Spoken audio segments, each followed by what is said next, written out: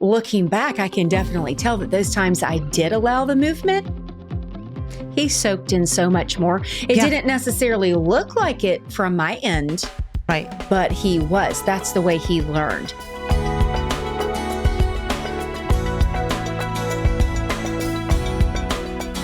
If you were just looking back, you're talking to a room full of moms and you're just like, okay, let me just tell you from my experience, here are some things that I would have done differently. Is there anything, I'm sure there are lots of things if you really sat and thought about or made a list, but off the top of your head that you would just go, this is something I would have done differently.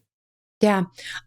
For sure. I can think with that same exuberant child, he needed to move and it would drive me nuts when he wanted to move and we were supposed to be doing schoolwork.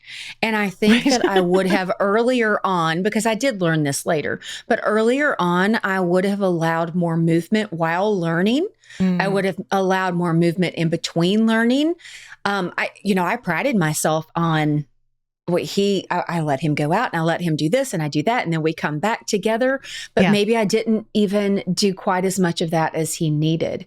Right. Because looking back, I can definitely tell that those times I did allow the movement, he soaked in so much more. It didn't necessarily look like it from my end, right? But he was. That's the way he learned. So I think maybe just paying more attention to learning styles and allowing those kids to specifically that one to have more freedom to learn in his learning style and not have to fit into what I saw.